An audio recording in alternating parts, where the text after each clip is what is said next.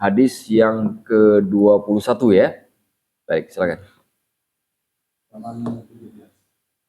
Bismillahirrahmanirrahim. Qala Imam An-Nawawi rahimahullah ta'ala al-hadithul hadi wal 'ishrun an Abi Amrin wa qila Abi Amrata Sufyan bin Abdullah Al-Thaqafi radhiyallahu anhu qala qultu ya Rasulullah qul li fil Islam qawlan la as'alu anhu ahadan ghairaka qala qul amantu billahi thumma istaqim. Rawahu Muslim. Baik. Bismillahirrahmanirrahim. An Abi Amru. Waqila, ada yang mengatakan Abi Amrata, namanya kunyahnya Abu Amrah. Sufyan bin Abdullah Al-Thaqafi radhiyallahu anhu, yaitu Sufyan bin Abdullah Al-Thaqafi radhiyallahu anhu. Qala, beliau berkata, qultu, aku berkata, ya Rasulullah, wahai Rasulullah, qulli, katakanlah kepadaku, fil islami qawlan, di dalam Islam suatu perkataan, la as'alu anhu, yang tidak aku tanyakan tentangnya kepada siapapun, ghairaka, selain dirimu. Qala, Rasulullah sallallahu alaihi wasallam bersabda, qul, katakanlah, amantu billahi thumma istaqim, aku beriman kepada Allah, thumma istaqim, kemudian hendaklah kamu beristiqamah. Diriwayatkan oleh Imam Muslim dari Sufyan bin Abdullah. Sufyan bin Abdullah ini kunyahnya, ada yang mengatakan kunyahnya itu Abu Amru, ada yang mengatakan Abu Amrah. Kunyah itu mungkin kalau bahasa kita nama panggilan. Tapi bedanya di kita kalau nama panggilan bisa saja berhubungan dengan hal yang aneh. Nama panggilan di kita di bahasa Indonesia itu bisa berarti gelar, laqab. Seperti kita menyebut, "Hei, Panjang," karena orangnya tinggi, kita panggil si Panjang. Misalkan kan, itu jadi nama panggilan. Padahal di dalam bahasa Arab itu berbeda. Dalam bahasa Arab, kunyah itu apabila nama panggilan yang digunakan atau yang dipanggil itu berhubungan dengan anggota keluarga. Saya punya anak Abdullah, dipanggil dengan Abu Abdullah, itu kunyah namanya. Saya punya ayah namanya Nurdin, saya dipanggil Ibnu Nuruddin, anaknya Nurdin. Nah, itu namanya kunyah. Kalau yang sebutan panjang tadi itu, kan kita kan sering tuh di kampus-kampus misalkan atau di sekolah-sekolah itu sering manggil teman yang aneh-aneh itu kan, karena temannya itu suka ngantuk, lalu kita sebut namanya merem, suka tidur, hei merem. Nah, jadi nama tuh lama-lama. Nah, itu namanya dalam bahasa Arab bukan kunyah, namanya laqab. Nah, laqab itu bisa baik, bisa jelek. Rasulullah itu laqab. Itu laqab baik. Rasulullah itu. As-Siddiq itu laqab. Laqab baik untuk Abu Bakar. Tapi kalau panggil teman mata pecek, misalnya mata pecek, misalnya kan gitu, nah itu laqab juga, tapi laqabnya laqab buruk. Nah, ini kunyah. Namanya Sufyan bin Abdullah. Nah, itu nama beliau. Nah, adapun kunyahnya ada perbedaan pendapat. Beliau ini sahabat yang sangat masyhur sekali. Masyhur sekali sahabat beliau. Salah satu sahabat Rasulullah sallallahu alaihi wasallam, sangat masyhur sekali. Nah, suatu hari beliau bertemu dengan Rasulullah. Ketika bertemu dengan Rasulullah, beliau bertanya kepada Rasul, "Ya Rasul, tolong sampaikan kepadaku satu perkataan di dalam Islam. Meskipun kalimat yang digunakan perkataan, tapi bentuknya nakirah. Bentuk nakirah menunjukkan perkataannya itu yang sempurna, yang jami, menyeluruh. Tolong ajarkan kepadaku satu perkataan saja yang melengkapi Islam secara keseluruhan." Itu kalimatnya itu. Maksudnya itu. Apa satu kalimat di dalam Islam tapi kemudian dia bisa menyeluruh? Satu kalimat aja. Menyeluruh. Nggak usah panjang-panjang. Jadi dulu ada juga sahabat itu nggak minta panjang-panjang ke Rasulullah. Mintanya pendek-pendek saja. Kan di kita juga banyak kan begitu. Mirip lah kayak orang Indonesia itu kan. Kalau bisa kulhu kenapa nul Baqarah gitu kan.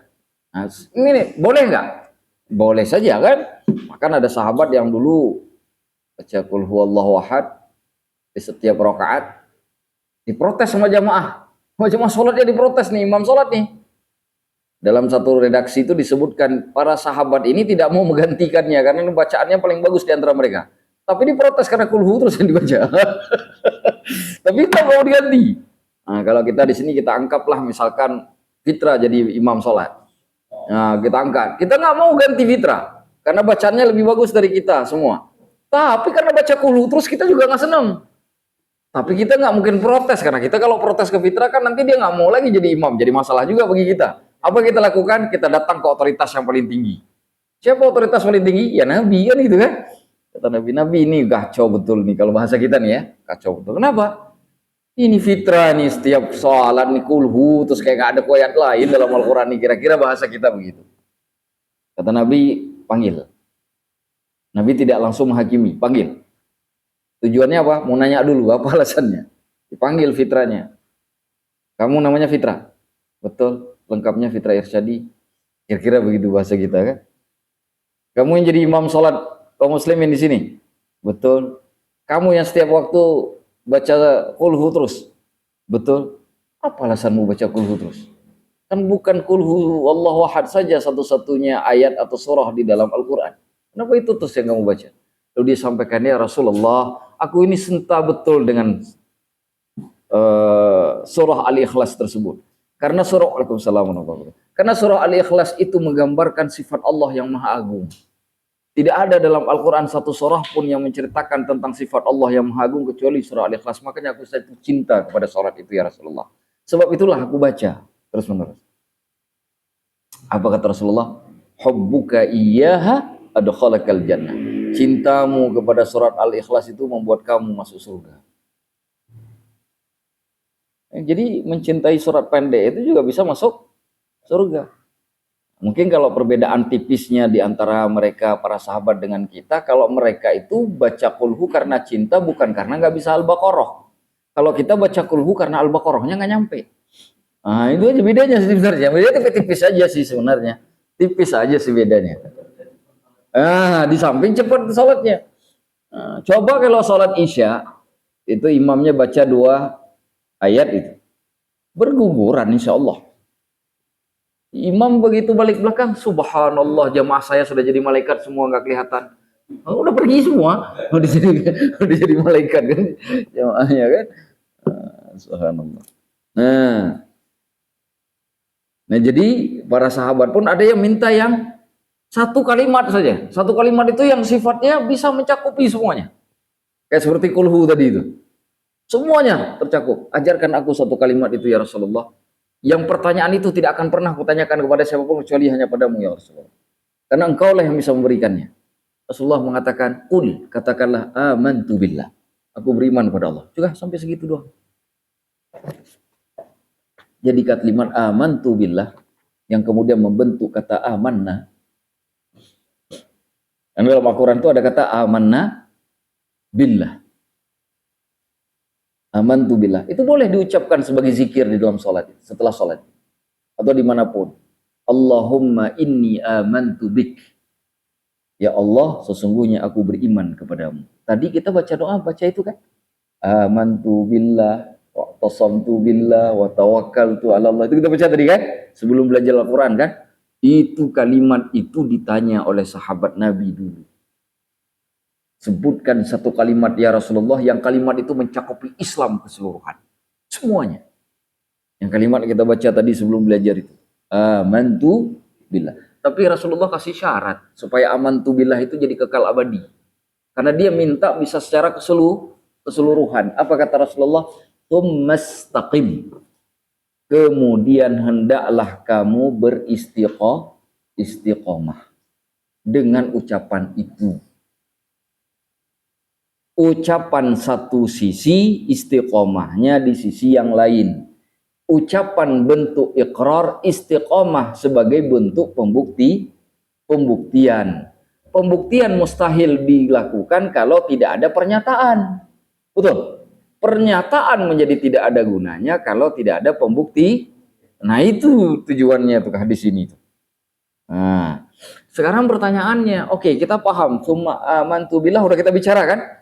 Tentang iman itu sudah kita bicara dulu tentang hadis yang datangnya malaikat Jibril dalam bentuk manusia ketemu Rasulullah, ditanya amal Islam wa amal udah pernah kita belajar dulu amantu billah, iman pada Allah, iman udah pernah kan? Sekarang pertanyaannya, apa itu istiqomah?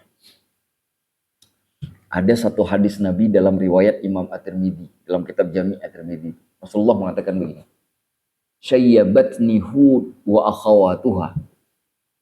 Surat Hud dengan saudara-saudaranya itu sudah membuat aku beruban, kata Rasulullah. Kata Nabi itu, syayyabatni Hud wa akhawatuha. Surat Hud dan beberapa surat lainnya seperti Hud itu membuat aku beruban. Di antara surah-surah yang disebut dengan surah saudaranya Hud itu seperti surah Fussilat. Apa sebabnya? Karena di dalam surat itu ada ayat-ayat yang menunjukkan atau menggunakan kalimat istiqomah. Jadi kata istiqomah itu membuat Nabi beruban. Apa sebabnya? Disebutkan oleh Imam Ar-Razi dalam kitab Mafatihul Ghaib, istiqamatul ma'muri sa'bun syadidun. Istiqomah terhadap yang diperintahkan itu sulit, syadid, berat. Jadi yang berat itu bukan mengucapin amantu billah, istiqomah yang berat. Yang susah itu bukan mengucapin amantu billah, istiqomahnya yang berat. Nabi, kata Nabi, gara-gara ayat-ayat itu jadi berat buat Nabi sampai beruban Nabi. Nabi itu kan ada beberapa ubannya, beberapa lembar kan di rambut beliau yang putih. Itu gara-gara salah satunya itu ayat istiqomah dalam Al-Quran. Itu sebabnya Imam Hasan Al-Basri setiap kali sampai kepada surat istiqomah dalam Al-Quran, salah satunya pada surah Fussilat itu, alladzina qalu amanna rabbunallahu thumma istaqamu. Orang-orang yang mengatakan Allah lah Tuhan kami, lalu kemudian mereka beristiqomah dengan ucapan itu. Ayat-ayat itulah yang membuat Nabi itu kemudian menjadi uban. Bertambah ubannya, dari tidak punya uban jadi beruban. Itu maksudnya syayyabatni Hud wa akhawatuha. Artinya apa? Istiqomah itu kalimat yang paling mudah diucapkan tapi paling sulit dilaksanakan. Makanya kemudian Imam Hasan Basri selalu kalau misalkan sampai pada ayat tentang istiqomah, beliau selalu membaca doa, Allahumma rzuqnil istiqomah. Ya Allah, anugerahkan kepada aku istiqomah. Kenapa? Karena tahu beliau. Kenapa beliau doakan? Karena berat, karena sulit. Nabi aja putih uban, kita bagaimana? Dan ternyata memang istiqomah itu berat. Setiap malam minggu, setiap 2 minggu sekali belajar Arba'in Nawawi, itu berat. Kenapa berat? Macam-macam alasan beratnya. Yang pasti berat. Belajar usul fikih setiap malam Jumat 2 minggu sekali, itu berat. Kenapa berat? Macam-macam alasan beratnya. Apapun itu alasannya. Istiqomah itu bukan perbuatan yang gampang. Berat sekali. Berat. Nabi jadi beruban gara-gara ayat istiqomah. Gara-gara ayat istiqomah. Kita ini jangan-jangan beruban gara-gara belajar istiqomah juga. Berarti Ustaz, saya belum beruban karena belum istiqomah. Wallahu alam, saya nggak mengatakan begitu. Nah, nanti salah pula alasan saya ngomong begitu kan? Saya tidak ngomong seperti itu. Tetapi maksud saya, istiqomah itu sesuatu yang berat. Sekarang pertanyaannya, apa yang maksud istiqomah? Apa arti istiqomah? Kenapa dia bisa jadi berat? Gitu kan? Amantu billah, aku beriman kepada Allah. Kita sudah tahu tuh beriman bagaimana? Mempercayai dengan hati, mengikrarkan dengan lisan, mengerjakan dengan anggota tubuh. Ya kan? At-tasdiqu bil qalbi wal iqraru bil lisan wal amalu bil jawari. Ya kan? Iman. Udah paham kita. Tapi istiqomahnya itu apa maknanya? Kenapa jadi berat? Apa makna istiqomah itu apa? Bukan kenapa, tapi apa makna istiqomah?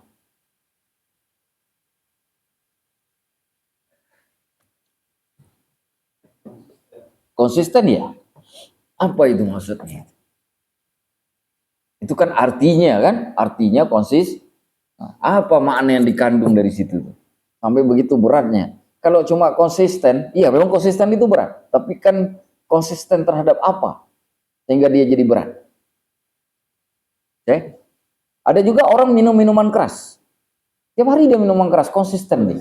Enggak berat dia. Istiqomah enggak dia? Istiqomah enggak dia? Hati-hati itu. Itu konsisten juga. Pertanyaannya istiqomah enggak dia? 8 hari dia. Ada yang judi itu. Sore judi, malam judi, pagi judi. Besok begitu enggak judi, demam panas. Dia balik judi, sembuh tuh penyakit. Konsisten betul judinya. Istiqomah bukan? Nah itu berbahaya tuh. Hati-hati tuh kalau tidak bisa menjelaskan makna istiqomah. Itu nanti kita kacau balau. Hadis ini jadi salah. Pertanyaannya apa itu istiqomah? Oke. Perbuatan yang baik untuk jiwa yang baik. Sudah mulai masuk nih barang. Mulai masuk nih barang nih. Fitra nih. Udah mulai masuk nih barang nih. Istri, kenapa istri? Kenapa istri? Tidak, ini istiqomah bukan istri. Ini jangan sampai menyalahkan istri, kita nggak istiqomah. Cukup istri bukan istri ya. Ini kemana-mana larinya. Ini kenapa jadi begini? ini istri-istri ini nonton nanti ini. Oh ini kenapa suami saya nyalahkan saya? Subhanallah. Ayo. Perbuatan atau amal baik yang dilakukan secara terus-menerus sepanjang hidup. Perbuatan baik yang dilakukan secara terus-menerus sepanjang hidup. Oh, udah mulai dalam nih. Tadi masuk, sekarang dalam. Arifin, Aris. Mulai masuk dalam pula sekarang kan? Ini Aris nih.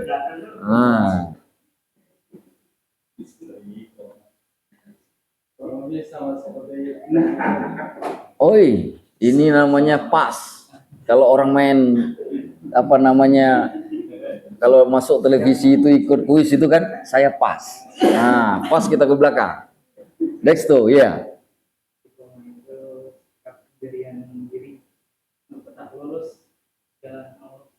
Oh, sudah mulai menusuk.com nih. Pak Misar. Kita tanya nih sama abang anak buahnya Nadiem Makarim. Perbuatan yang sesuai dengan syariat yang dilakukan secara berkesinambungan. Perbuatan dilakukan sesuai dengan syariat, dilakukan secara berarti judi tadi istiqomah bukan? Yang tiap hari judi terus istiqomah dia konsisten. Istiqomah bukan? Bukan. Nah, jadi kita sudah paham. Ternyata istiqomah itu sesuai dengan keimanan. Kenapa kalimatnya amantu billah tsumastaqim? Aku beriman kepada Allah kemudian beristiqomahlah. Jadi kalau dia konsisten pada yang tidak sejalan dengan nilai keimanan, istiqomah atau bukan? Bukan. Udah ketemu tuh kan maknanya. Saya kasih makna yang lebih dalam lagi. Kalau tadi masuk, dalam, menusuk. Sekarang apa lagi? Sekarang bergetar ya. Bergetar, tapi bukan yang kayak HP itu yang dimatikan silent tapi bergetar, bukan begitu ya. Kenapa itu? Subhanallah. Ini disebutkan oleh Imam Al-Baydawi. Saya kasih ulamanya. Imam Al-Baydawi. Apa kata Imam Al-Baydawi terkait dengan istiqomah? Kata beliau, istiqomah itu adalah ittiba'ul haq. Mengikuti yang benar. Itu tuh yang pertama. Nilai pertama yang harus dipahami pada istiqomah itu adalah mengikuti yang benar. Apa yang diikuti benar? Konsisten di dalam kebenaran. Pertanyaannya, ukuran kebenarannya ukuran apa? Ukuran syariat. sesuatu yang dipandang oleh pribadi kita benar, belum tentu benar secara agama. Betul ya? Contoh misalkan, kita korupsi. Lalu uang korupsi kita ambil, kita kasih anak yatim. Menurut kita kan nggak apa-apa, karena saya ambil uang itu curi, tapi kan saya kasih ke anak yatim lagi. Iya kan? Itu ukuran benar secara logik. Secara hukum tidak boleh mencuri untuk bersedekah. Nggak boleh. Makanya dalam Islam tidak ada Robin Hood. Tidak ada Robin Hood. Nggak ada. Jangankan Robin Hood, Robinson aja nggak ada. Ya. Jadi yang pertama ittibahul haq. Yang kedua, wal qiyamu bil adli.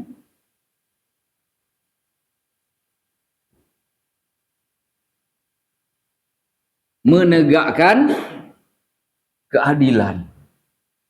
Menegakkan keadilan. Apa arti keadilan? Meletakkan sesuatu pada porsinya, pada tempatnya. Itu namanya, bukan seimbang. Keadilan bukan artinya seimbang, bukan. Tapi meletakkan sesuatu. Sudahlah ngikuti kebenaran, tapi dia bisa meletakkan pada posisi. Contoh, sholat itu benar apa tidak? Tapi kalau saya sholat di jalan raya, kira-kira benar apa kagak? Hah? Sholatnya benar, tapi kagak adil. Karena itu ruang jalan publik, bukan tempat Anda sholat. Betul? Jadi kan Anda sholat, ya sholat, tapi jangan ganggu ketertiban umum. Karena jalan raya itu bukan tempat sholat, kecuali disepakati untuk ditutup buat sholat, seperti hari raya misalkan. Itu lain cerita. Ini saya datang sekarang ke Depok nih, jalan Depok nih. Begitu sampai ke Depok, saya berhentiin motor di tengah jalan, Allahu Akbar, segelar tikar kira-kira. Kira-kira orang senang nggak lihat saya? Hah? Loh, saya sholat, bukan maling saya sholat. Sholat saya, kira-kira orang senang nggak? Nggak kan? Kenapa? Karena ittiba'ul haqnya ada, wal qiyam bil adlinya tidak terpenuhi. Itu istiqomah. Contoh, kita bangunin orang subuh. Kita gedor-gedor rumah orang tuh semua, kita bangunin subuh. Ada satu rumah orang sakit. Sakitnya sudah menahun. Jangankan dengar gedor rumah, diteriakin saja bisa jantungan itu. Benar? Iya. Karena bangunin orang sholat subuh. Adil? Tidak. Betul? Ya kan? Karena membangunkannya salah, Cak. Tidak menempatkan segala sesuatu pada tempatnya. Benar iya, adil tidak. Itu tidak istiqomah. Istiqomah itu harus benar dan juga harus adil, tahu meletakkan sesuatu pada tempatnya. Itu istiqomah. Yang ketiga,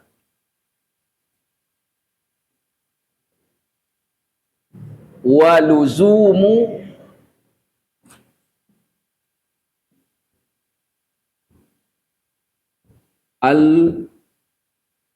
al-minhajis jil mustaqim.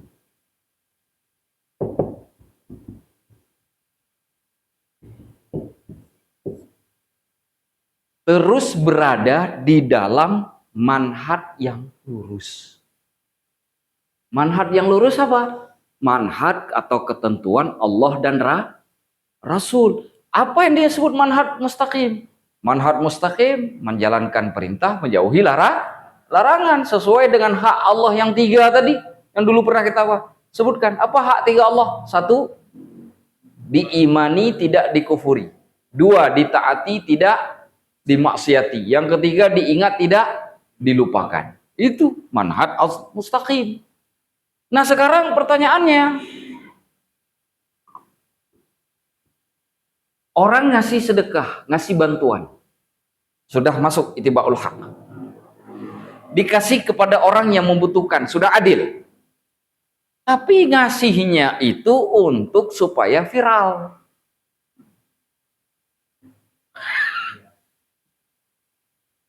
Istiqomah bukan? Istiqomah bukan? Ah, itu dia. Ya kan? Haknya dapat, adilnya dapat, manhaj mustaqimnya nggak dapat. Karena niatnya bukan karena Allah dan Rasul. Niatnya karena pengen viral. Sedangkan innamal a'malu bin niat. Diukurnya kan dari niat. Kalau niatnya karena Allah dibalas karena Allah. Kalau niat hijrahnya karena ingin nikahi perempuan, maka dapat perempuan. Kalau ingin dapat dunia, makanya didapat dunia. Kan begitu kan? Karena dia niat ingin viral, dapat viral. Cepat dia, tiba-tiba viral dia. Tapi Allah dia nggak dapat. Kenapa? Karena manhaj mustaqimnya tidak ada. Nah, jadi ini 3 komponen yang ada di dalam istiqomah. Nah, ini sudah mencabik-cabik, bukan lagi cuma masuk tuh barang. Mencabik-cabik ini. 3 unsur sudah ada sekaligus. Dari sini kita tahu apa yang dimaksud dengan istiqomah. Pertanyaannya, ketika Rasulullah mengatakan bahwa surat Hud yang mengandung ayat tentang istiqomah dan surat-surat lain seperti Fussilat itu membuat beliau kemudian menjadi beruban. Kelihatan kan? Karena tidak mudah. Karena tidak gampang. 3 komponen ini harus terwujud dalam semua hal. Berat nggak?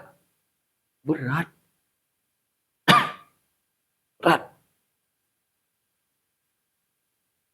Makanya orang yang istiqomah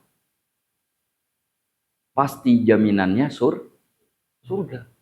Kata Imam Fakhr Razi, sesuatu yang berat dilakukan, maka dia selalu ditempatkan dengan balasan yang juga berat.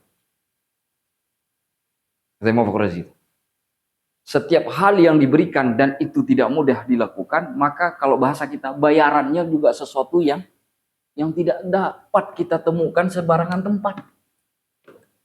Gak gampang kita temukan bayarannya. Kenapa? Karena dia tidak gampang. Contoh, kita ikut lomba misalkan gerak jalan. Semua kita bisa gerak jalan. Ya kan? Hadiahnya harusnya lebih gampang. Tapi kalau MTQ kan gak semua orang bisa.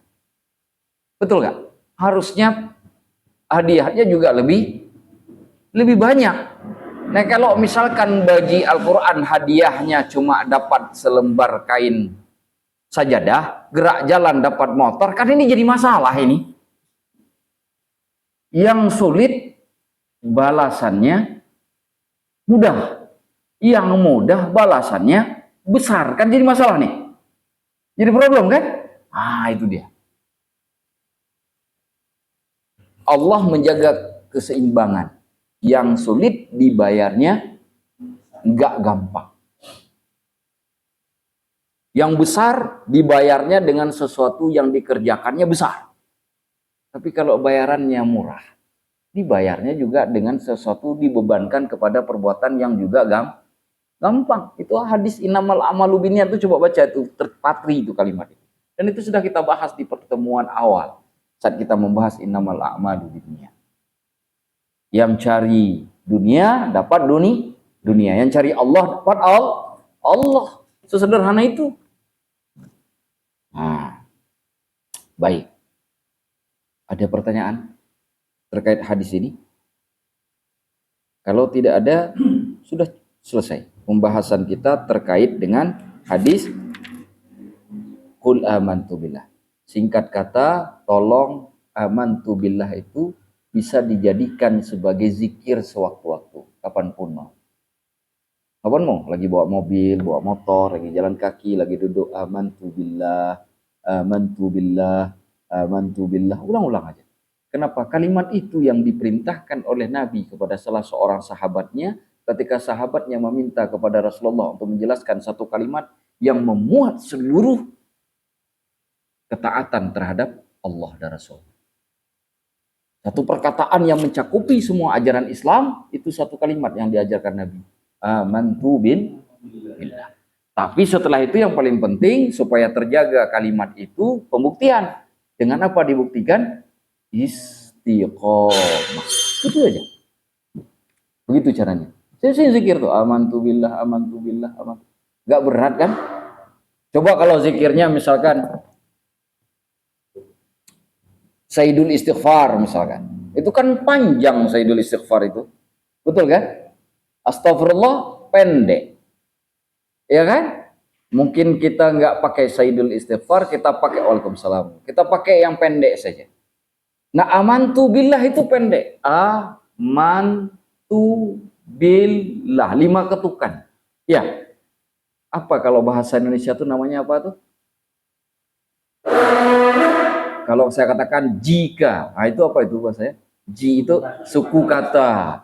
Berarti kalau kita pakai sistem bahasa Indonesia kan 5 suku kata itu kan? Amantu bil. Coba itu nggak nyampe 2 detik kayaknya amantu billah itu diucapkan. Nggak berat. Nah kalau nggak bisa dibaca banyak-banyak dalam setiap hari, berarti kita lalai. Pendek betul kan kalimatnya? Amantu billah, amantu billah, amantu billah. Ingat hadis ini, bahwa kalimat ini diajarkan oleh Nabi kepada sahabatnya. Hadis ini sahih loh. Hadis Imam Muslim ini. Sahih hadisnya. Nabi ajarkan kepada sahabatnya, ketika sahabatnya meminta kepada Nabi mengajarkan satu perkataan yang itu kemudian mencakup semua ajaran Islam. Amantu billah. Sering-sering kalimat itu. Nah, kalau kita kembali ke Al-Quran nih, hampir rata-rata Al-Quran itu dimulai dengan hukum iman. Baik secara tersurat maupun tersirat. Al-Baqarah tersirat itu. Alladzina yu'minuna bil ghaibi. Tersirat kan? Kalau Ali Imran itu tersurat. Allahul alif lam mim Allahu la ilaha illa huwal hayyul qayyum nazzala 'alaikal kitaba bil haqq. Muhammad yang menurunkan kitab kepadamu secara benar. Artinya apa? Disuruh yakini kan? Makna imannya tersirat enggak di situ? Tersirat. Kalau Al-Baqarah tersurat, Ali Imran tersirat. Surat An-Nisa, baca surat An-Nisa. Terkait dengan penciptaan ketika Allah mengatakan khalaqakum min nafsin wahidatin ittaqu rabbakum, ya kan? Alladzi khalaqakum min nafsin wahidah. Bertakwa kepada Tuhanmu yang menciptakan kamu dari satu jiwa. Ada unsur keimanan enggak secara tersirat di situ? Semua Al-Qur'an, semua surat pasti mulainya ada unsur keimanan, meskipun secara tersirat. Coba sebut satu ayat, li'ila fi Quraisyin, itu kan cerita orang Quraisy itu. Ustaz, di mana keimanannya? Di mana letak keimanannya? Di mana letaknya? Saya paham, alam tara kaifa fa'ala rabbuka bi ashabil fil. Tidakkah kamu perhatikan apa yang Allah lakukan kepada para tentara gajah? Itu sudah jelas keimanannya. Ya kan? Orang beriman tidak akan pernah sanggup dikalahkan oleh orang yang kufur. Ada secara tersirat jelas. Li'ila fi Quraisyin, di mana letaknya? Iman itu di situ secara tersirat. Kaum Quraisy itu kan tinggal di daerah yang sangat kering. Mereka mengandalkan perdagangan, betul? Betul tidak? Dan dalam 1 tahun hanya 2 kali saja mereka melakukan perdagangan. Satu ke Syam, yang satu ke Yaman. Tapi gara-gara perdagangan itu kota Mekah hidup. Pertanyaannya, bagaimana mungkin orang berdagang cuma 2 kali dalam setahun bisa menghidupkan satu kota kalau bukan karena bantuan Allah? Ataupun jaminan Allah terhadap kota tersebut. Ketika Nabi Ibrahim mengatakan, apa kata Nabi Ibrahim? Allahumma rzuq ahlahu minat thamarati man amana minhum billahi wal yaumil akhir. Ya Allah, berilah rezeki kepada penduduknya yang beriman kepada Allah dan hari akhir. Terkait dengan penduduk Mekah. Ada nggak unsur imannya? Ada. Semua surat, baca semua surat, baik tersurat maupun tersirat, ada unsur keimanan ketika dimulai di awal. Coba baca semua surat, apa aja surat? Tetap ada unsur iman. Jadi sambung nggak dengan ayat ini? Nyambung dengan hadis ini ketika diajarkan amantu billah. Sering-sering baca amantu billah. Lagi di atas mobil amantu billah. Niatkan ke Allah sambil kita berbicara, ya Allah amantu billah.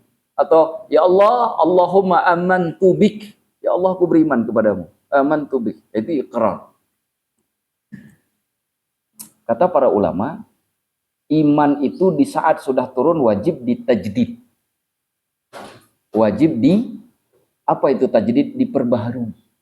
Karena iman itu bisa yazid, bisa yang kus, bisa naik, bisa turun. Ketika turun wajib ditajdid. Kalimat amantu billah itu adalah salah satu model tajdid iman. Kita lagi turun imannya misalkan kan? Lagi turun imannya, ketika kita kan amantu billah, naik lagi tuh grafiknya. Jadi dari yang kus menjadi ya yazid. Wallahu a'lamu bishawab. Baik, ada pertanyaan terkait dengan hadis ini? Nah, kalau tidak ada, kita masuk hadis yang ke-22. Baik, silakan Syekh. Bismillahirrahmanirrahim. Qala al-Imam an-Nawawi rahimahullah ta'ala al-hadits ats-tsani wal 'ishrun an Abi Abdullah Jabir bin Abdullah al-Ansari radhiyallahu anhuma anna rajulan sa'ala Rasulullah sallallahu alaihi wasallam faqala ara'aita idza sallaitu al-maktubati wa sumtu ramadhana wa ahlaltu al-halala wa harramtu al-harama wa lam azid ala dhalika shay'an adkhulul jannata qala na'am rawahu Muslim wa ma'na haramtul harama ijtanabtuhu wa ma'na ahlaltul halala fa'altuhu mu'taqidan hillahu. Ya. Bismillahirrahmanirrahim. An Abi Abdullah, dari Abu Abdullah Jabir bin Abdullah, yaitu Jabir bin Abdullah Al-Ansari radhiyallahu anhu. Jabir bin Abdullah sahabat Nabi yang meriwayatkan hadis begitu banyak. Beliau meninggal di kota Madinah. Bahkan diceritakan Nabi pernah beristighfar untuk Jabir bin Abdullah satu malam itu 27 kali. Nabi langsung ngucapin istighfar kepada Jabir itu satu malam. Hanya dalam satu malam 27 kali Nabi istighfar kepada Jabir secara khusus. Pertanyaannya sederhana. Orang yang sudah dimintakan oleh Rasulullah sebanyak itu siapa kemudian yang sanggup membuat dia kembali berdosa? Karena doa Nabi itu pasti mustajab. Lalu kemudian kita ketika mendengar kalimat itu menjadi menarik. Kenapa? Karena Rasulullah dalam Al-Quran di surah An-Nisa itu juga ketika bicara tentang umatnya mengatakan fastaghfara lahumun nabi. Nabi juga minta ampun kepada mereka. Siapa mereka? Umat beliau. Jadi Nabi ternyata juga minta ampun ke kita. Dalam bahasa sederhana, ya Ustadz, kalau misalkan Nabi sudah minta ampun, kenapa ada di antara kita masuk neraka? Kita jawab, kalau bukan karena Nabi minta neraka, tidak ada satupun yang masuk surga. Gimana caranya? Semua kita punya salah, kalau punya dosa. Siapa yang meringankan kalau bukan doa Nabi? Betul tidak? Kita memang punya amalan. Seberapa bagus sih amalan kita dibanding dengan amalan Nabi? Seberapa hebat sih ibadah kita dibanding dengan kedudukan Nabi? Kalau Nabi tidak minta ampun, memang bisa ada penjamin bahwa kita bisa masuk surga? Ada yang bisa menjamin? Gak ada kan? Jadi dengar kalimat cerita Rasulullah dengan Jabir itu juga memantik betapa Rasulullah SAW bukan hanya ingat Jabir tapi ingat seluruh umat. Sebelumnya ya, dua minggu yang lalu saya cerita ya, ketika Nabi bercerita membaca ayat Al-Quran terkait dengan Nabi Ibrahim. Nabi Ibrahim itu kemudian menyebutkan tentang umatnya. Faman tabi'ani fa innahu minni fa huwa minni wa man 'asani fa laysa minni. Ya Allah, di antara umatku itu yang ikut aku itu bagian dari aku, tapi yang enggak mau ikut bermaksiat kepadaku ya Allah, itu bukan bagianku. Fa innaka antal ghafurur rahim, tapi engkau kembalikan yang tidak mau ikut aku itu kepadamu ya Allah, karena engkau lah yang Maha Pengampun lagi Maha Penyayang. Kata Nabi Ibrahim untuk Allah, kepada Allah, untuk umatnya.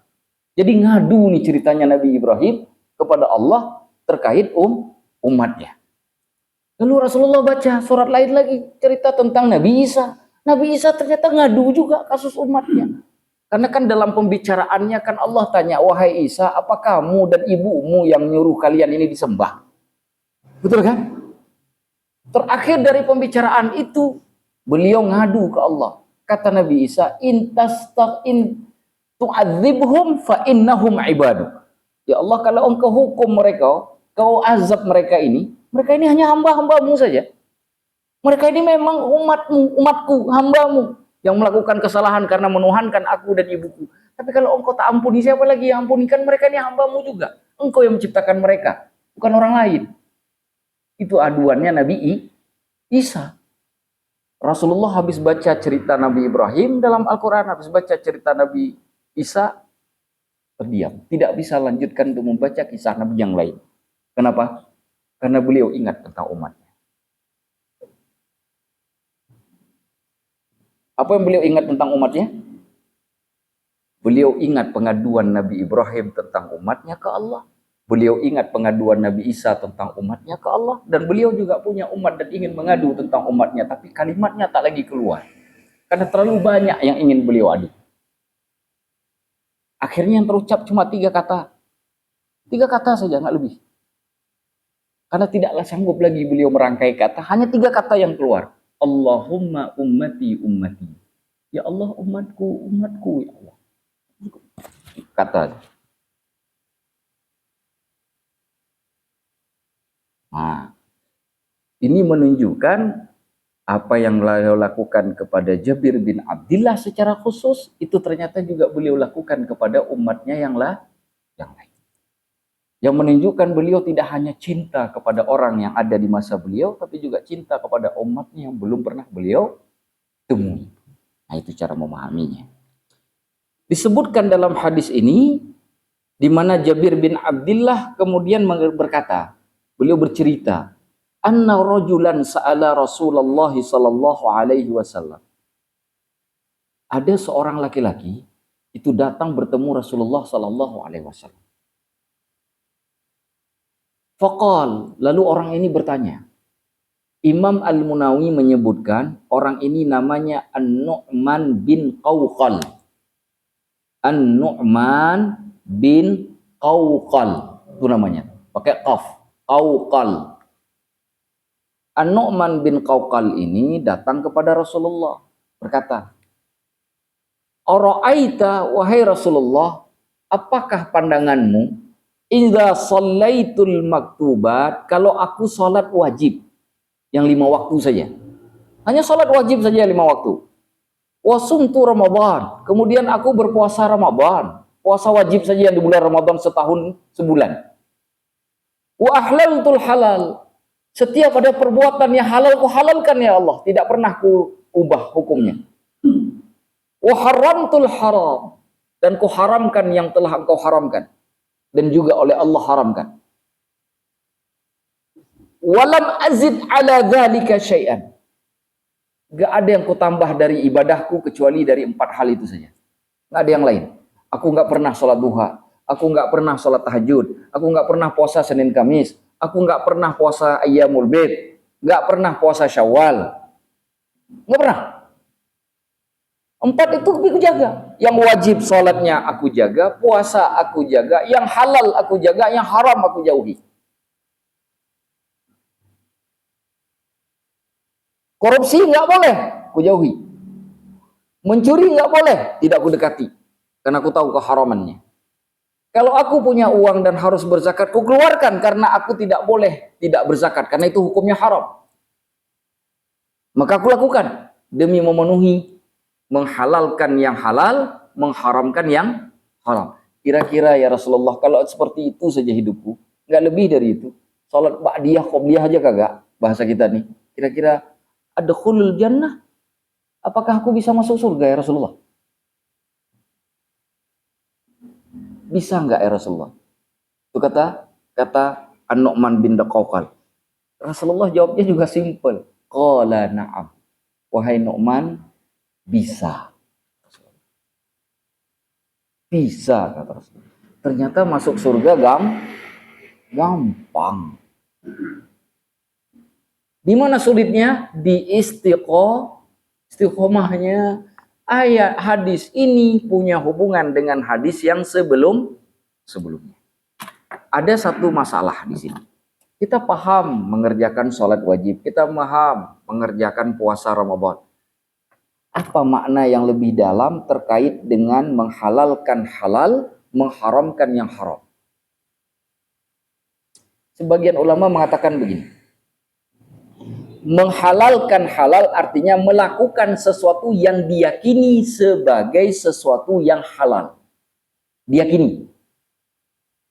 Saya ambil suatu duit di satu tempat. Saya yakini betul duit itu halal.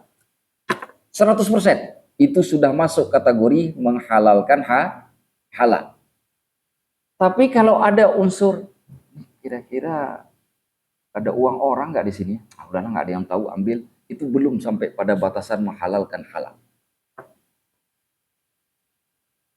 Itu belum tuh sampai pada ukuran menghalalkan yang halal. Kalau haram bagaimana? Meninggalkan sesuatu yang haram karena ketidaktahuan terhadap haram. Jadi kebalikan. Kalau yang halal dilakukan karena keyakinan bahwa itu halal. Tapi kalau yang haram ditinggalkan karena tidak yakin itu haram ataupun tidak. Berbeda cara penanganannya. Begitu kita tidak yakin itu haram, kita masukkan kepada yang haram. Begitu cara ngamalinnya. Kenapa begitu? Karena para sahabat Rasulullah, seperti pernah sering saya sampaikan di sini, meninggalkan 40 perbuatan yang halal demi perbuatan yang halal demi supaya tidak terjerumus ke satu perbuatan yang haram. Jadi ketika melakukan yang halal harus ada keyakinan kehalalannya. Tapi ketika meninggalkan yang haram, itu sudah terlaksana sejak kita ragu atau tidak yakin kalau itu haram. Ini air ini jangan-jangan udah masuk air cecak nih ya. Kayaknya tadi iya ya. Tapi bener gak sih? Udah ragu nih. Sudah masuk ke hukum haramnya. Buang. Itu meninggalkan yang haram tuh begitu. Jadi apa maksudnya? Meninggalkan yang haram harus lebih kuat daripada pelaksanaan yang halal. Maka tercapai apa yang disebutkan oleh Sayyidina Ali. Apa kata Sayyidina Ali? Mengerjakan, berharap supaya apa yang kita lakukan itu diterima oleh Allah, itu harus lebih besar semangatnya daripada hanya semangat untuk mengerjakan perbuatan yang diperintahkan. Contoh begini, Allah perintahkan salat wajib, salat sunat, salat apapun, semua dikerjakan. Itu tidak lebih baik daripada mengerjakan salat yang wajib saja, tapi di dalamnya ada khaufan wa tama'an. Ada rasa takut, ada rasa rakus terhadap rahmatnya Allah. Begitu tuh. Hadis ini menceritakan kalau sholat wajibnya sempurna, ada khaufan wa tama'an. Ibadah puasanya ada khaufan wa tama'an. Ibadah halalnya sudah ada ukuran yang kita sebutkan tadi. Ukuran haramnya juga sudah kita sebutkan tadi. Dijalankan, insya Allah masuk surga semuanya. Segampang itu masuk surga. Tapi ada yang bertanya begini, Ustaz, saya ini kan ilmunya sedikit. Suka was-was. Banyak juga melakukan terjerumus ke dalam yang haram. Masa saya cukupkan dengan yang wajib? Jawabannya adalah jika engkau berada dalam posisi seperti itu, jangan cukupkan dengan yang wajib. Kerjakan sunnah. Kenapa? Karena wajib tidak ada tawaran. Sunnah untuk menaikkan grafik. Kita kan beli saham juga begitu, pengen hijau-hijau kan. Nah sunnah ini biar naik hijau dia. Persennya naik. Inilah kalau sholat wajibnya sudah kilat khusus, sholat sunnah enggak kan merah jadinya. Grafiknya bukan cuma turun ke bawah, nyungsep. Betul tidak? Nah, ini udah mulai dunia-dunia biar ada perbandingan wala tansa nasibaka minad dunia ini. Jangan lupa nasibmu di dunia ini. Nah, sama kan? Lah kan saham juga itu kan? Saham akhirat. Betul enggak? Cuma saham khairat itu tidak ada aplikasi hijau merahnya, itu aja bedanya. Tapi aplikasi dan hijaunya ada di otak kita. Betul tidak? Nah ini salat subuhnya ini kilat khusus.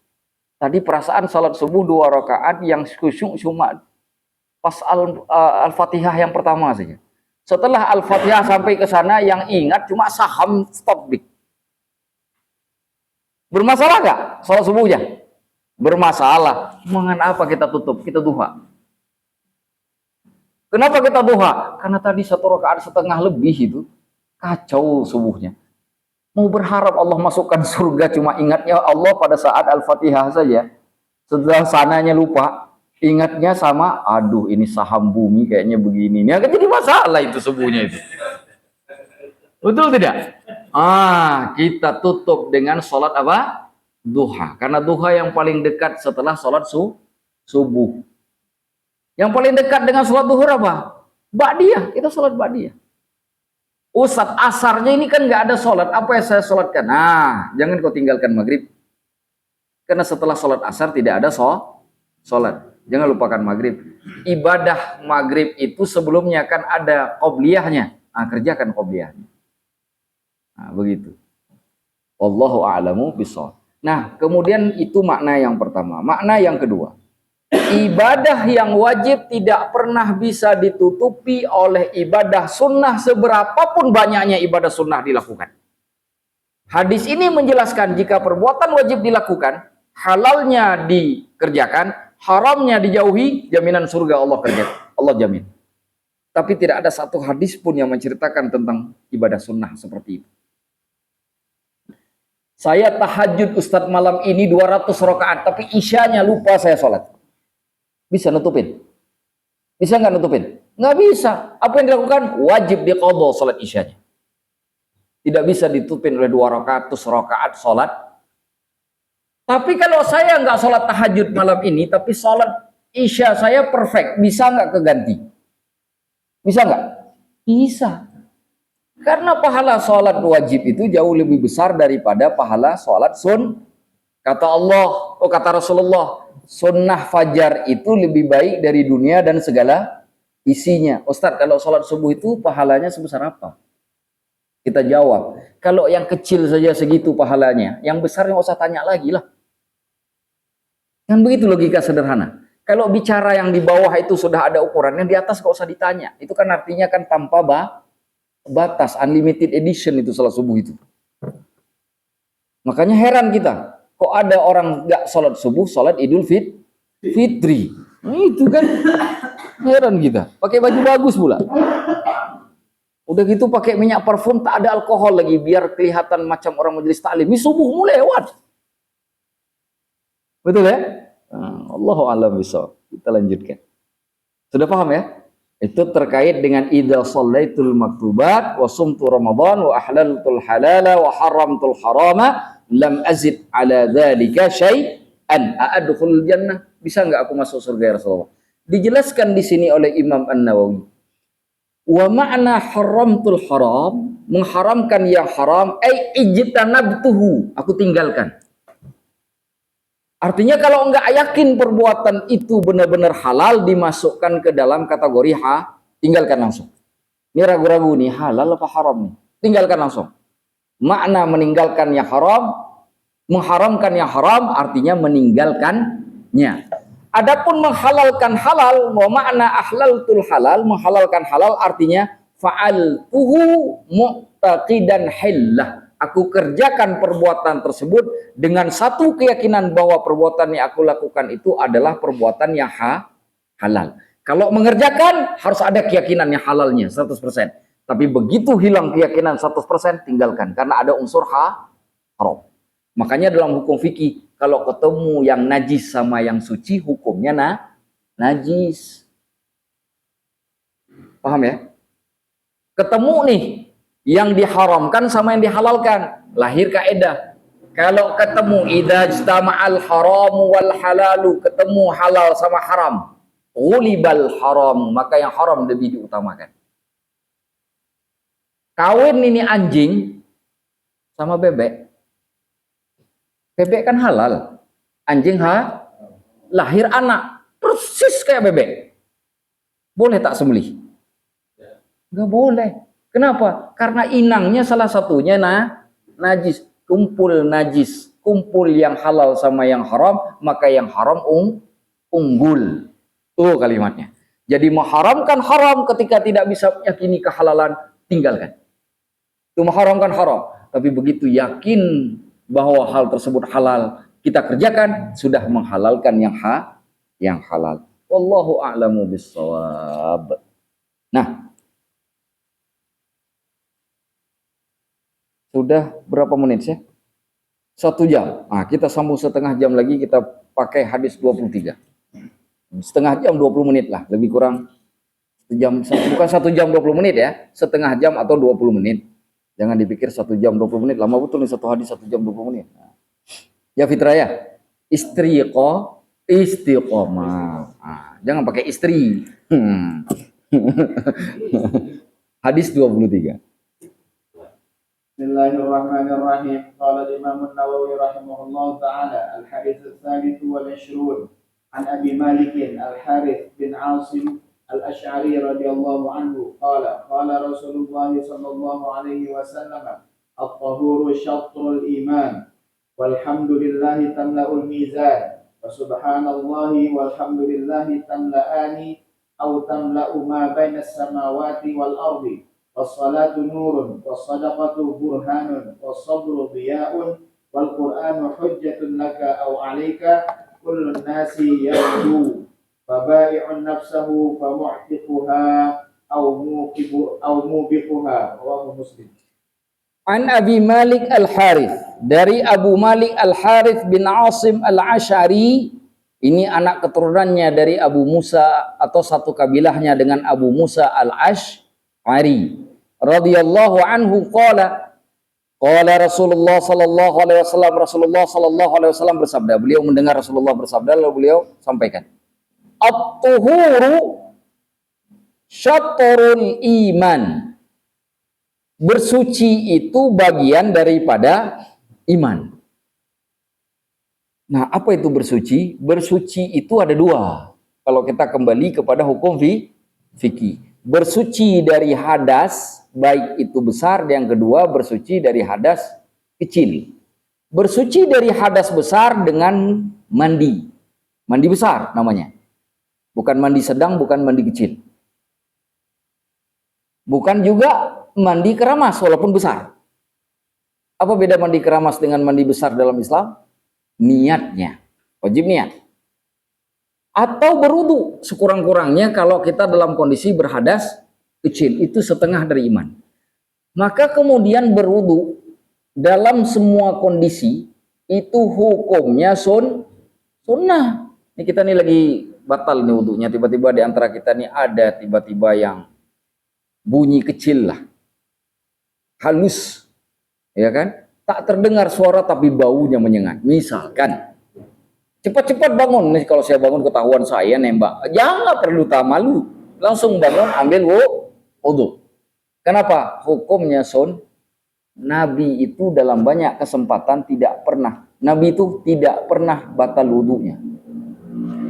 Karena beliau selalu hidup 24 jam ada wudu. Kalaupun batal, misalkan beliau berhubungan dengan istri, kan batal tuh wudunya. Setelah itu langsung diupdate, entah mandi wajib dan seterusnya. Kalau nggak ada air, berwudu. Bertayamum, nggak ada air buat mandi wajib, bertayamum. Jadi kalau misalkan Ustaz, saya ini kan lagi bawa mobil misalkan, nggak bisa saya kemudian ngambil wudu. Kalau ada tempat berhenti dan ada tempat ngambil wudunya, silahkan ambil itu. Karena itu setengah daripada Kenapa setengah daripada iman? Karena kita di awal hadis sebelumnya mengatakan amantu. Itu dia tujuannya. Pembuktiannya ada di mana? Di istiqomah. Tapi karena hukumnya sunnah, jangan pula nanti ada teman kita lupa ngambil wudu atau tidak mau ngambil wudu, kamu ini nggak istiqomah, nggak boleh juga ngomong begitu. Karena itu hukumnya sunnah, bukan wajib. Baik. Walhamdulillah. Nah, pertama itu kata Rasulullah, bersuci itu setengah daripada artinya jaga kesucian. Jaga di banyak kesempatan, jaga kesucian. Walhamdulillahi tamla'ul mizan, mengucapkan segala puji bagi Allah itu memenuhi timbangan. Tadi apa yang kita baca? Amantu billah. Sekarang kita tambah walhamdulillah. Tadi waktu kita buka majelis ini kan dua-duanya kita baca kan? Betul kan? Amantu billah kita baca tadi doa waktu kita mulai majelis. Alhamdulillah juga ada kalimatnya. Untuk apa? Supaya yang satu sebagai bentuk ikrar biar Allah tahu bahwa kita hambanya dan kita meyakini ketuhanannya. Dan yang kedua, kita ingin memuji kebesarannya karena kita merasa diri kecil di hadapan Allah. Jadi orang yang sering baca Alhamdulillah, timbangannya suka penuh. Timbangan mana? Akhirat nanti ketika ditimbang oleh Allah penuh. Begitu ditimbang, ternyata hamba ini banyak salahnya. Begini nih, kiri ke atas, kanan ke bawah. Kata Allah, dulu dia sering memujiku, keluarkan pahalanya. Keluarkan. Zikir alhamdulillahnya. Begitu dikeluarkan, diletakkan di tempat kiri, berubah mizannya. Naik yang kanannya ke atas, yang kirinya, turun yang kanannya ke bawah, tanda lebih berat. Kenapa? Karena banyak alhamdulillahnya. Itu. Makanya ada kalimat tuh. Ada sebuah kalimat yang diajarkan oleh Rasulullah. Khafifatani fil lisan. Ringan di lidah. Thaqilatani fil mizan. Berat di timbangan. Di lidah ringan. Di timbangan berat. Di lidah gampang, di timbangan dahsyat. Apa kalimatnya? Subhanallahi wa bihamdihi subhanallahil azim. Kalau kita lihat dari awal sampai terakhir semuanya pujian ke Allah. Benar tidak? Subhanallah, pujian bukan? Wa bihamdi, alhamdulillah. Betul kan? Subhanallahil azim. Artinya hadis ini senada dengan hadis itu. Yang ketiga, wa subhanallahi walhamdulillahi tamla'ani. Adapun bacaan subhanallah dan alhamdulillah keduanya memenuhi au tamla'u atau memenuhi ma bainas samawati wal ardi, apa-apa yang ada di antara langit dan bumi, penuh. Sekarang pertanyaannya, langit dan bumi itu jaraknya berapa jauh sih? Berapa jaraknya? Itu penuh semuanya hanya gara-gara subhanallah walhamdulillah. Coba bayangkan membaca subhanallah wa bihamdihi subhanallahil azim. Ternyata bukan hanya di surga, tapi ternyata di bumi. Di mana penuhnya? Bukan hanya penuh di timbangan di akhirat, bahkan ketika dilihat oleh malaikat, zikir kita itu memenuhi langit sampai ke bumi. Karena di antara keduanya penuh. Subhanallah wa bihamdihi subhanallahil azim, subhanallah wa bihamdihi subhanallahil azim. Ada dua zikir malam ini kita dapat. Yang satu apa? Amantu billah. Yang kedua subhanallah walhamdulillah. Atau amantu billah subhanallah wa bihamdihi subhanallahil azim. Dua-duanya boleh. Yang mana saja boleh. Karena dua-duanya mengandung pujian kepada Allah. Wassalatu nur. Ingat, salat itu cahaya. Pertanyaannya, kenapa salat itu cahaya? Ketika kita menghadap, ada hadis Rasulullah, apabila kita menghadap ke salat, Allah itu berdiri di hadapan orang yang salat, bukan di belakang. Itu kata Rasulullah. Fa'aqama liwajhih. Berada di bagian depan orang yang sholat. Makanya kan ihsan itu anta'budullah ka'annaka tarah. Melihat Allah itu kan, kalau misalkan kita ibadah itu kan yang sejajar dengan kita. Berarti ada di depan kan? Nah, kata para ulama, Allah itu cahaya bukan? Cahaya itu udah saja dari Allah kan? Maka jika Allah ada di depan, berarti ada cahaya di depan. Maka orang yang melakukan sholat dengan khaufan wa tama'an, kembali ke hadis yang dua tadi, yang melakukan sholat dengan rasa takut dan penuh keinginan untuk mendapatkan rahmat Allah, dia akan dapat cahaya karena Allah bercahaya. Karena Allah mengirimkan cahayanya pada saat itu. Maka as-salatu nur. Salat itu bercahaya. Butuh nggak kita cahaya? Butuh. Kapan butuh cahaya? Di saat nyebrang. Belum masuk surga aja butuh nur. Karena saat kita menyeberang sirat itu gelap gulita, tak kelihatan. Orang yang tidak punya cahaya dia akan berjalan di kegelapan. Sedangkan kita sering mendengar bahwa sirat itu tajamnya bagaikan pedang, halusnya bagaikan rambut. Bagaimana cara jalan di atas tempat yang halusnya bagaikan rambut, tajamnya bagaikan pedang kalau nggak ada cahaya. Dan cahayanya pun nggak boleh sembarangan cahaya. Jangan bayangkan bisa bawa senter, Ustaz. Nggak laku. Karena cahayanya pun nggak bisa sembarangan cahaya. Kenapa? Karena dia tajam, mungkin kelihatan, tapi teriris kaki kita. Betul? Mungkinlah kelihatan, tapi sulit menjejakkan kaki. Kenapa? Karena halusnya. Lalu diabadikan ayat tentang cahaya itu di dalam Al-Quran. Ketika orang-orang mau menyeberangi sirat, melihat orang-orang munafik mulai berjatuhan. Disebabkan karena kehilangan cahaya. Tadinya bercahaya, mereka bisa melihat jalan. Tiba-tiba begitu menyeberang padam cahaya, mereka jatuh ke dalam neraka. Orang-orang pun mulai ketakutan lalu berdoa kepada Allah. Rabbana atmim lana nurana. Ya Allah, sempurnakan cahaya kami untuk kami. Itu diabadikan dalam Al-Quran ayat itu. Itu terjadi nanti. Orang-orang yang melihat orang yang padam cahaya mulai jatuh ke dalam neraka, dia mulai berdoa. Rabbana atmim lana nurana. Tapi pertanyaannya, bagaimana Allah dengar kalau kita tak sholat? Bagaimana Allah kasih cahayamu kalau kau tak sholat? Berapa banyak? Saya ini doa, ya Allah, ya Rabbi.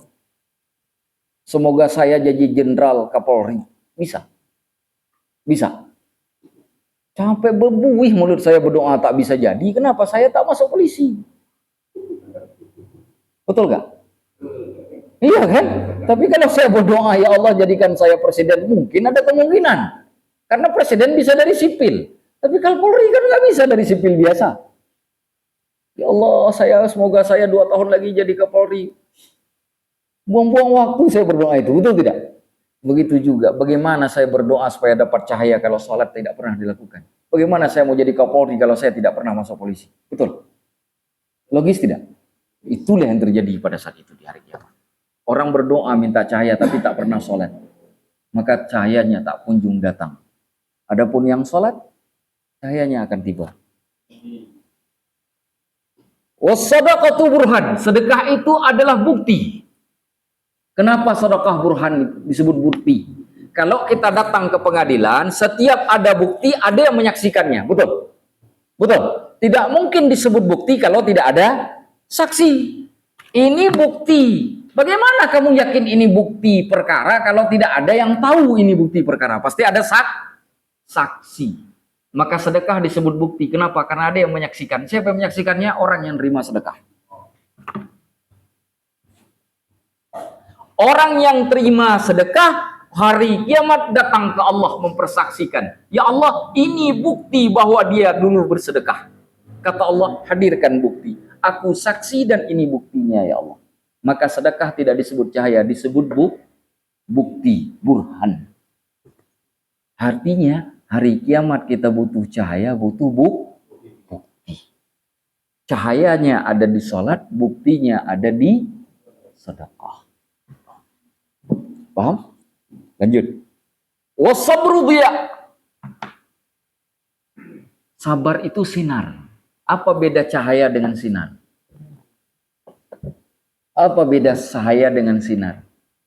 Cahaya sesuatu yang dipantulkan oleh sinar. Kenapa Allah disebut memiliki cahaya? Karena Allah yang memantulkannya. Karena sinar itu dia tidak ada dengan sendirinya. Dipantulkan oleh Allah jadi cahaya. Matahari dia punya cahaya sendiri atau dipantulkan? Punya cahaya sendiri. Maka Al-Quran mengatakan wasyamsu dia. Matahari itu bersih sinar. Bulan dipakai maaf. Matahari disebut bersinar, bulan disebut nur. Artinya kenapa tidak disebut bersinar bulan? Karena dia tidak punya sinar sendiri. Sinarnya dipantul dari matahari. Pertanyaannya, sabar tidak disebut cahaya. Kenapa sholat disebut cahaya? Karena dipantulkan dari kekuasaan dan keagungannya Allah. Kenapa sabar disebut bersinar? Karena dia muncul dalam diri kita langsung. Jadi kalau mau dapat cahaya, sholat. Mau bersinar, sabar. Mau dapat bukti, sedekah. Kenapa bersinar? Karena dia muncul dari diri kita seperti matahari yang punya diri sendiri. Langsung dari dirinya. Orang sabar itu tidak bisa kalau nggak muncul dari kekuatan diri sendiri. Kenapa? Pengaruhnya banyak. Ente sabar terus. Sampai berbuih mulut kita ngingatin sabar terus. Kata teman di samping. Mana bisa kita sabar? Tapi kalau kuat ininya, insya Allah sabar. Ente sabar mutum. Nabi aja nggak sabar sesabar ente. Insya Allah. Nggak ganggu dia. Kenapa? Ininya kuat, makanya bersinar. Maka kata Allah, innallaha ma'as. Siapa yang bersama orang sabar? Bukan teman, Allah. Makanya ketika diganggu oleh teman nggak jalan. Kenapa? Yang bentengnya Allah. Yang ganggu teman, sholatnya 5 kali sehari, dia 2 kali sehari. Yang ganggu kita nggak sabar itu 2 kali sehari sholatnya.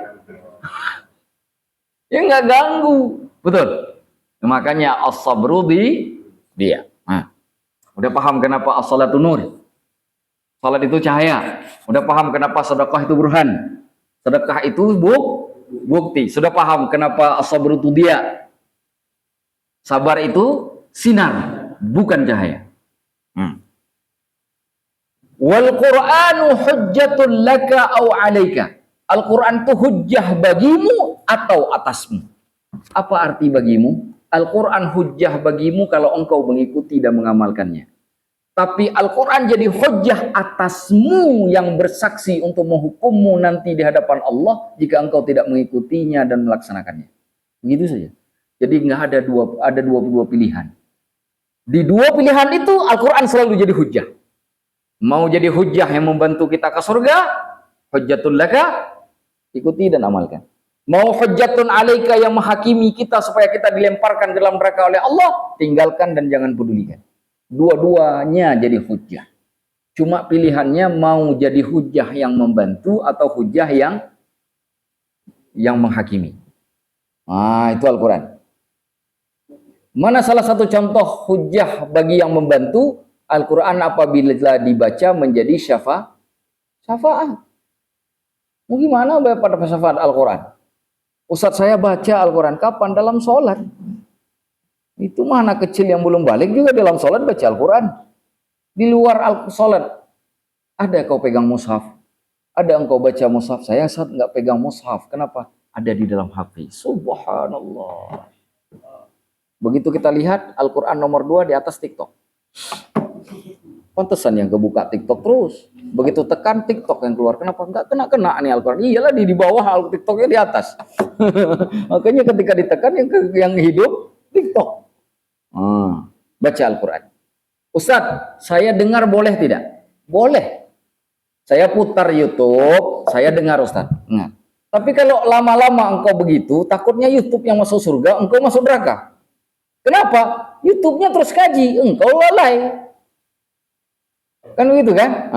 Jadi mendengar itu bagus. Tapi mengandalkan mendengar saja tidak cukup. Ada hukum kalau misalkan mutar Al-Quran itu kalau sesekali oke lah. Tapi kalau sering-sering nanti kan kena ayat wa idza qara'tal Qur'an wa idza quri'al Qur'anu fastami'u lahu wa ansitu la'allakum turhamun. Dengarkan dan disuruh diem. Kan jadi masalah juga itu. Sekali 2 kali oke. Kalau lama-lama jadi penyakit juga kan? Maka harus juga baca sendiri. Kata para ulama, membaca Al-Quran itu bukan dengan menghafal, tapi dengan melihat hurufnya langsung dari mushaf. Itu membaca. Kalau membaca dalam pikiran itu namanya menghafal. Jadi membaca itu melihat mushaf. Baca mushaf. Saya lupa, ada buku yang saya baca, buku tasawuf. Jadi yang pengarang buku itu menulis begini. Salah satu obat mata supaya mata cepat sembuh, sering-sering baca Al-Quran dari mushaf setiap hari.